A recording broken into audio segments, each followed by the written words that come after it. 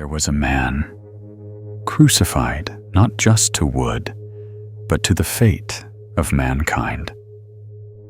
When he died, daylight collapsed into night, and when he rose, no one saw him rise. All we know is this: since that moment, the world has never been silent again. Something still stirs beneath the graves, and the name Jesus was never just a name. Watch this video till the end, and God will bless you. Bethlehem. Winter. A strange wind passed over the valley of Judea, whistling like the mourning of forgotten prophets. The skies were swollen with clouds, and yet a light, not of sun or fire, poured down upon the dust-choked soil and broken stones. It was as if heaven itself had torn open a seam in the sky, just wide enough for someone to slip through. No one ever truly knew what Mary saw in that cold stone room the night the angel came. Only she and the angel knew. But even angel is too gentle a word. It was fire in human form, not golden, but white-hot, searing to look upon. Yet its eyes were black holes, hollow and deep. Mary, the girl from Nazareth, trembled, but did not flee. She listened. She obeyed. A voice, without echo, without air, spoke inside her chest. You shall bear a child, not of man, not of flesh and blood. He is already written. Joseph, her betrothed, had dreams too strange and searing. In one of them, he stood before a wall of flame, and in the fire were eyes, thousands of eyes. Eyes that watched without blinking. They whispered things he did not understand, and he awoke with his heart clawing at his ribs. He knew the child was not his, but he also knew he would still be father to it. When the time came for Mary to give birth, there was no room in Bethlehem, not because of crowds, but because of dread. Doors closed, lanterns dimmed. People whispered of omens of sleepless nights, of flocks refusing to eat, and dogs howling at nothing. Something was drawing near, something too large for the world to bear, and so they found shelter in a stable carved into rock. There among filth and silence, with only the breath of animals and the rustle of straw, to witness the child came. But the cry that pierced the night was no ordinary cry. It was a crack in the world. It made the sheep rise and tremble. It made the walls shudder. Even the stars above blinked. Mary held him skin pale, as moonlight eyes dark and ancient. She named him Jesus, as she had been told. Not a name of her choosing, a name that had existed before stars, before time, before breath. Outside, shepherds gathered. They did not know why they had come. Their limbs moved, as if pulled by invisible cords, as if summoned by something old and buried. And then they saw it through the mist and smoke, a figure of light, not winged, not kind, but terrible in holiness. It spoke not with a voice, but with a presence. Do not be afraid. Tonight, in the city of David, a Savior is born. The shepherds dropped to their knees. Some wept, some whispered prayers in tongues they did not know. They felt it in their marrow. This was no ordinary child. This was the breach of something holy and terrifying. A force returning. Far to the east, 3 magi studied a star. Only it was not a star. It moved against the flow of heaven. It was a scar across the night sky, a beacon not of light, but of revelation. They packed gifts, gold for kings, frankincense for gods, and myrrh, the oil of the dead. Even at his birth, death lingered, and in Jerusalem, Herod dreamed. In his nightmare, his throne crumbled. Blood ran down his crown. His children wept and fled. Voices, ghostly, ancient, whispered of a child born to upend empires. Herod awoke in rage and fear. He sent soldiers to the streets of Bethlehem with orders to kill every child under 2. That night, blood soaked the earth. Cries filled the streets. The stones wept, but the child was gone. Joseph dreamed again. This time, the angel's voice was louder, more urgent. Flee, now. Take the boy. Go to Egypt. They did not wait. They gathered what little they had and vanished into the night. Behind them, the city burned with grief and guilt. They passed into Egypt, not as royalty, not as saints, but as refugees. Dirt clung to their feet. Hunger gnawed at their bones, and yet wherever they went, animals stilled. Trees leaned in. Shadows watched. Something ancient had entered the world veiled in flesh. It would not leave unchanged. They settled in Nazareth, far from kings, far from prophecy, far from blood-soaked dreams. The town lay quiet, surrounded by dry hills and olive trees that bent in the wind like old men whispering prayers. It was a place where nothing ever happened, and yet something had. Jesus grew in silence. Children played in dust. He watched. They laughed. They fell. They bled. He did not. His eyes were too still, too old. When others cried, he remained unmoved. Not cruel, just distant, as though mourning something no one else could see.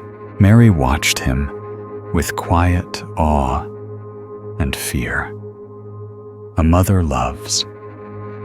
But what does a mother do when her child never weeps, never hungers, never forgets? Once at age 5, he stood alone under the fig tree as dusk swallowed the town. Birds went still. Dogs whined and backed away. Later that night, the tree withered. No one spoke of it. They couldn't. Their tongues felt too heavy. Strange things whispered around him. A fevered child healed after Jesus simply passed by. A snake in a carpenter's shop curled around his foot and did not strike. A man who mocked Mary in the market was found days later with his eyes clouded and mouth sewn shut by unknown means.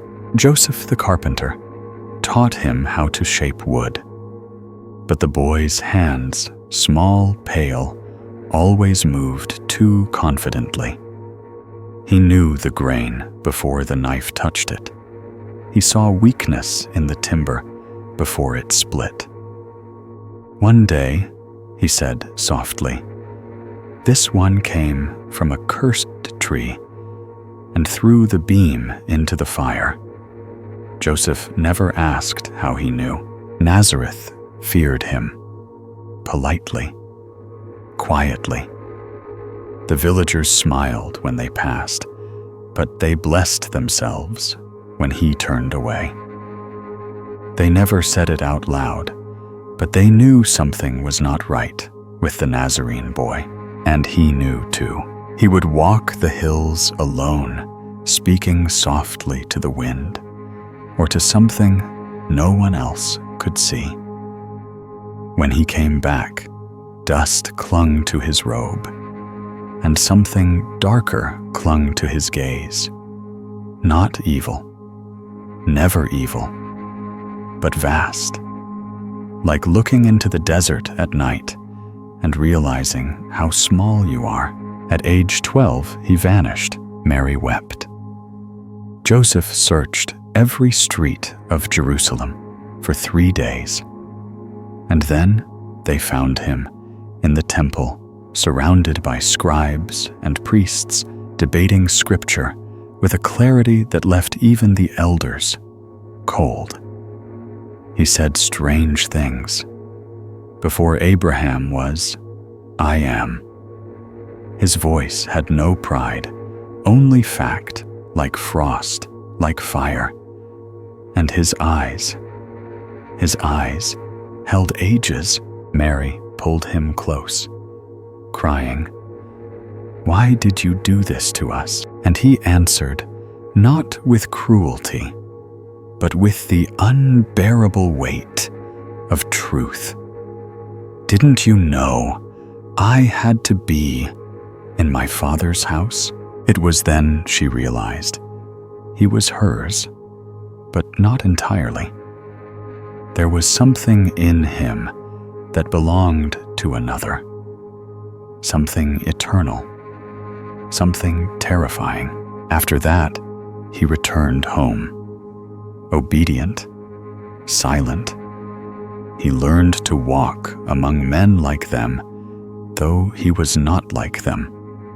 He learned to work to pray aloud, though his heart never needed words to live in the rhythm of flesh, though his soul had never tasted decay. At night, Mary sometimes awoke to find him standing outside, barefoot, gazing up at the stars, not dreaming, but remembering. Years passed. People forgot. The boy became a man, strong, quiet, still not married, still too kind, too calm, too still. No anger ever surfaced, no lust, no pride, only that unsettling patience, as if he were waiting for something to awaken. And then it happened. One morning, the sun rose strange and low, and Jesus said only one word, "Now." He walked away from Nazareth barefoot, without food, into the wilderness. No one stopped him. The wilderness stretched like a wound across the land, 40 miles of scorched stone and ash-colored silence. No birds, no trees. Only wind that carried with it the taste of ancient dust and old dry bones. Jesus walked barefoot into it, not as a man fleeing, but as a lamb walking toward a blade he had always known. 40 days, 40 nights. The sun boiled the earth by day. The cold clutched the marrow by night. And still, he walked. He did not eat. He did not drink. Yet he did not wither. He was sustained by something deeper than hunger, something older than thirst. At night, the shadows grew strange. They followed him. Sometimes they whispered. Other times they took form a crooked shape, standing too far away, watching, with head tilted, like a curious animal. Once, he looked behind him and found no footprints, only scorched circles where his feet had touched. Time unraveled. He slept without dreams. He prayed without words. He listened, and then it came. On the 40th night, just before dawn, when the sky was bruised and bleeding into light, a voice rose from the stones beneath him. It didn't echo. It didn't come from above. It came from within the ground, from inside the bones of the earth. A voice, familiar, patient, old. If you are the Son of God, it said, soft as silk over a blade, tell these stones to become bread. Jesus did not answer right away. He stared at the stone in his hand. It was round, pale, smooth, almost like a skull. It is written. He finally said, man shall not live by bread alone, but by every word that proceeds from the mouth of God. Silence, then laughter. Not loud, not human. It was the sound of dry leaves skittering on a crypt floor. The voice spoke again. Clever child, come.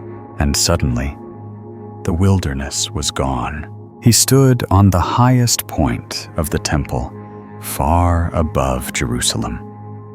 The city looked still like a painting. No sound, no movement, only the wind and the one beside him. The presence was there now, not hiding, not waiting. It wore no face, only a shadow shaped like a man. Eyes black, and endless mouth fixed in something not quite a smile. It leaned close, and the air turned sharp with sulfur and roses. If you are the Son of God, it said, throw yourself down. Prove it. The angels won't let you break. Jesus turned slowly. It is also written, do not put the Lord your God to the test. The thing exhaled, not anger, not fear. Something colder amusement. Darkness fell again. They stood now on a high mountain.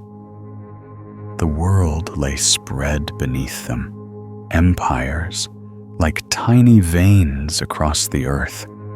Kingdoms glimmered like embers. Rome, Egypt, Babylon. All of it, all this, the voice whispered, I will give you power, worship, glory. Just bow, just once. I am not greedy. Jesus said nothing for a long time. The silence pressed hard. Then away with you, Satan. For it is written, worship the Lord your God and serve him only. The name burned the air. The shadow shuddered. It did not scream, it folded, like smoke fleeing light, like a lie unraveling. And it was gone. The wilderness remained, but the wind was new, soft, holy, and then they came, angels, not beautiful, not winged, not golden. They were light made flesh, terrifying in purity. They surrounded him, but did not touch him. They knelt, and for the first time in 40 days, he breathed. He left the wilderness like a shadow slipping through smoke. Not a word, not a glance back, Behind him, the sand still trembled, as if something beneath it refused to go back to sleep. The sky was heavy clouds, spinning slow, like a funeral wheel. He came to the Jordan, a river dark and slow, winding like a blind serpent through cracked land. There among reeds and bone-colored stones, a man was shouting, John the Baptist, clothed in camels, hair gripping a staff, as if the earth might open. John's voice cracked like thunder across centuries. He screamed of fire, of the axe laid to the root of wrath already walking among them. Crowds came, not because they liked him, but because they felt something ending. And then Jesus appeared. No one saw where he came from. A pale figure among the crowd, unremarkable in form, yet the people parted as if wind moved through them. John stopped mid-sentence. His eyes glazed over, then sharpened, like a man waking inside a vision. "It is you," he whispered. "The one." Jesus stepped into the water. John trembled. "I need to be baptized by you, and you come to me." Jesus placed a hand on John's shoulder. Light but weighty like prophecy. "Let it be so now. It must be fulfilled." The water was cold as needles. The reeds stopped swaying. The sky held its breath. John lowered him, and the moment he went under, the sky tore open. Not a break in clouds, not thunder, a rending. A veil split between two realms. A shaft of light fell. Not gold, not white, but something like sharpened glory. A divine blade cutting through. From within it, a voice came. It didn't echo. It didn't rise. It pierced. "This is my Son, the Beloved. In him I am well pleased." Jesus did not raise his arms. He did not smile. He only stood, soaked, silent. And yet the river flinched. The fish fled to deep places. The reeds bowed. The very ground seemed to tremble beneath the water's skin. And then the dove. But it was not a dove. It did not flap. It descended like judgment, like memory wings spread and gliding without sound. A living shard of light. It rested on him, and the world fell quiet. People froze. Some knelt without knowing why. Others turned their faces away, as if looking at him too long might change them in some irreversible way. John fell to his knees, lips moving without sound. He had seen angels before. He had never seen this. Then the sky stitched itself shut. Wind returned. The sun blinked through the clouds. Jesus stepped from the water, as though rising from the earth's womb. His garments did not drip. His breath was steady. He walked not like a man, but like a sacrament. John said nothing. His fire was spent. The crowd murmured, confused, disturbed. A few followed. A few whispered, "Rabbi." A few more, "Messiah." But elsewhere, far from the riverbank, others had also heard the voice. They did not kneel. They laughed. In hidden rooms and echoing caverns, whispers began. From priest to soldier, from noble to beggar. Whispers that said, "He has stepped into the open." Whispers that replied, so must we. Something old was stirring, and the heavens once again grew silent. He entered the world not like thunder, but like a whisper beneath it. No banners, no proclamations, but every step he took seemed to crack something beneath reality, like a hairline fracture in the wall between now and forever. His first miracle didn't come with lightning. It came at a wedding in Cana. The wine ran dry. Laughter turned brittle. The bride's smile faltered beneath rising shame. Mary approached him, her voice no louder than a breath. "They have no more wine." Jesus met her eyes. Not cold, not cruel, just still. "My hour has not yet come." But she turned to the servants anyway. "Do whatever he tells you." 6 stone jars. Ritual vessels meant to wash away impurity were filled to the brim. He did not speak a word. He did not touch the jars. But when the wine was poured, it was no longer wine. It was blood dark, fragrant, full-bodied with something ancient, something that made the lips tremble. No one saw how he did it, but everyone felt the shift. The fire in the lamps flickered unnaturally. The air tightened just slightly. And among a few guests, a subtle horror bloomed not at the wine itself, but at what he had moved to make it. After that, the signs came like storm winds, but don't be deceived. These were not party tricks. They were tears in the veil. A crippled man stood up and walked, not like someone healed, but like someone remembering how to move after centuries of stillness. A blind man's eyes opened, and he screamed. Not from pain, but from vision.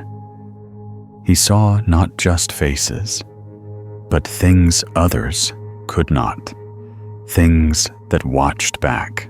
The dead rose, but when they spoke, their voices were too hollow, their pupils too wide, as though something had followed them back through the door. Once he cast a legion of demons from a man. They didn't shriek in pain. They laughed, and when they fled, they hissed through his throat. "We know who you are, Holy One. You've come too soon." Jesus said only one word: silence. The earth shuddered, and they obeyed. Still, he did not parade his power. After every miracle, he withdrew into hills, into night, into silence. He would pray for hours, sometimes in tongues too old for the air, sometimes in stillness so deep it bent the wind around him. And always he was alone. But his miracles drew shadows. The Pharisees watched with tight jaws.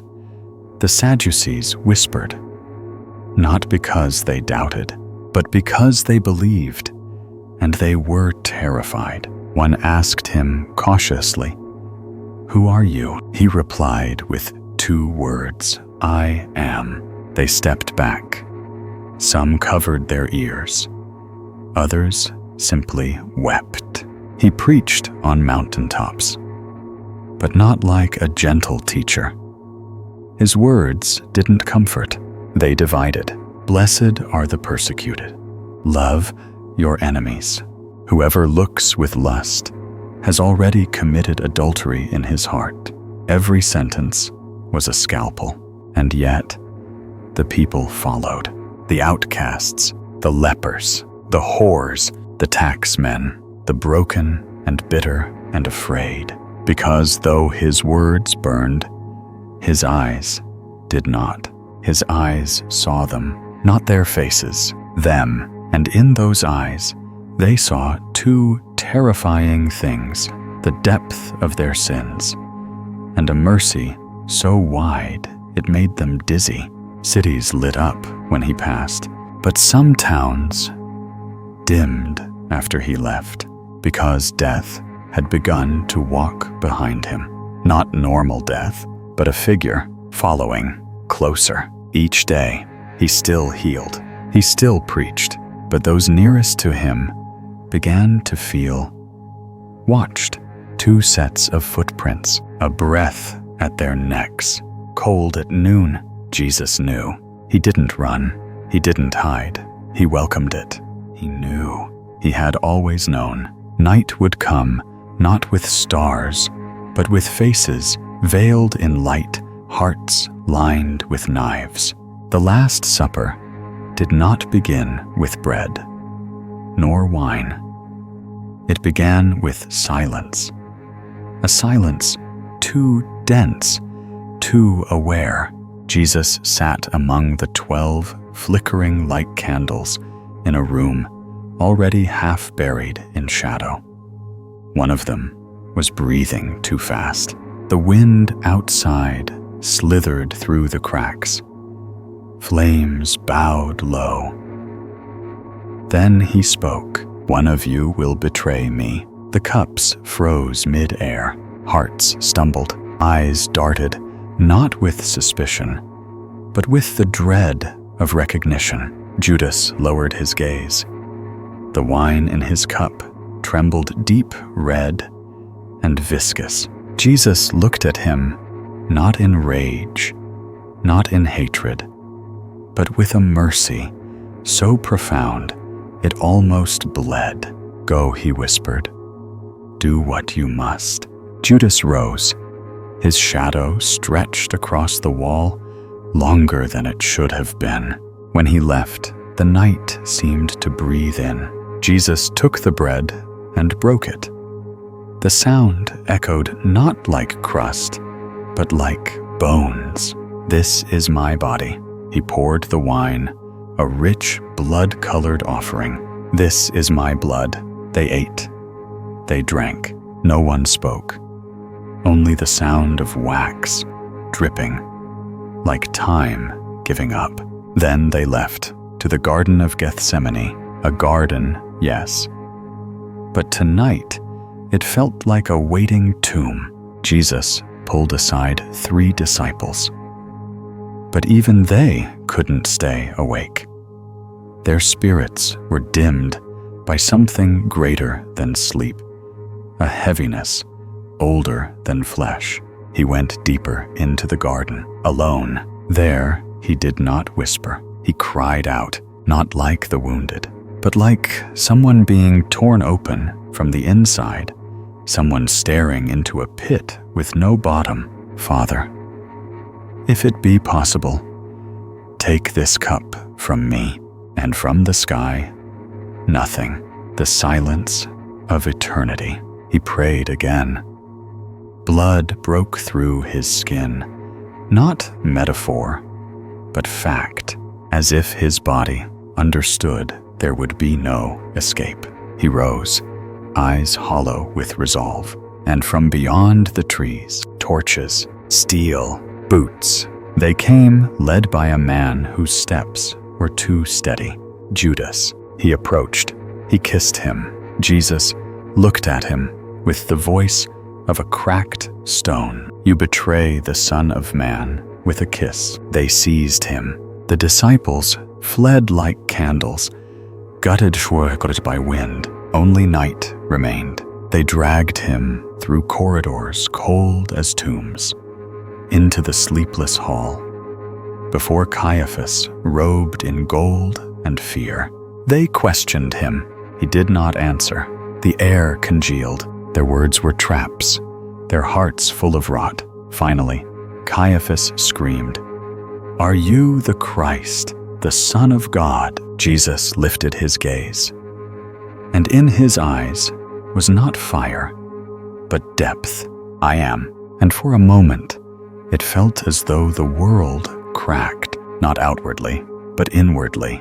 Caiaphas tore his robe. They shrieked. They spat. They struck him. They blindfolded him. Prophecy. Messiah who struck you, but no one knew in that moment. Even angels turned away.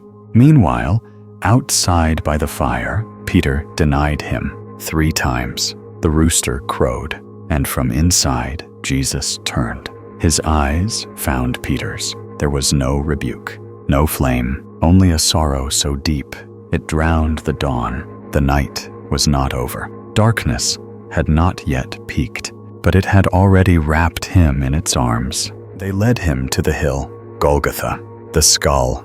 The earth itself seemed to hold its breath, as though remembering some ancient grief.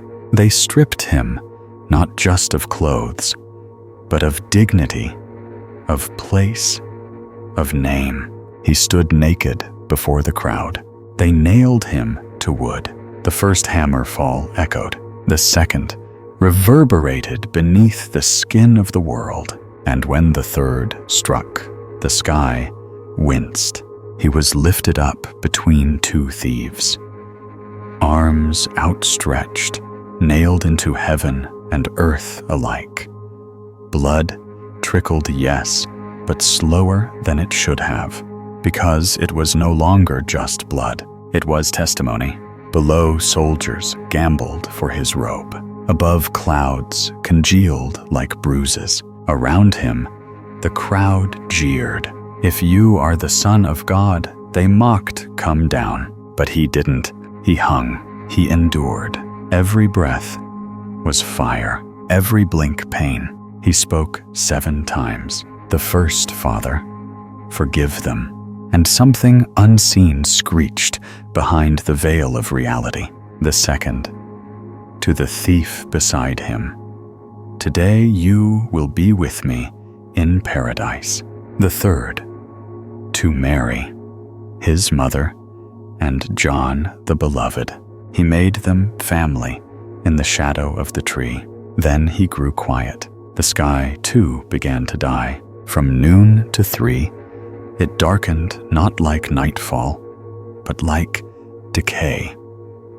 As if light itself recoiled, birds disappeared, winds paused, and beneath the mountain, graves stirred. At the 6th hour, he cried out in a voice not entirely human, my God, why have you forsaken me?" He wasn't asking, he was declaring that the silence of the Father had fallen like a tombstone. Then it is finished, and finally, into your hands I commit my spirit. He exhaled and did not inhale again. The ground split. The temple veil tore not from bottom up, but top down. Something had passed through. The sky broke open. A centurion fell to his knees. Truly, he whispered, this was the Son of God. They pierced his side. Blood and water flowed. And something else, something the soldiers could not name, something old and holy. They took him down before sunset, wrapped him, laid him in a borrowed tomb. A stone sealed it. And then silence. 3 days. The kind of silence that doesn't merely sit, but crawls. The kind of silence that watches. Hell opened its mouth, but could not swallow him, because something began to move inside the stillness. Not noise, not light. Will, on the 3rd day before the rooster crowed, before the priests awoke, the stone rolled away, not pushed, not dragged, but willingly moved, not to let him out, but to let us see in. He was not there. Only the grave cloths remained, folded, set aside, as if death itself had been disrobed. Mary Magdalene saw him first, but she mistook him for a gardener, because resurrection does not arrive in glory. It comes softly. It looks like someone you lost and thought you'd never find again.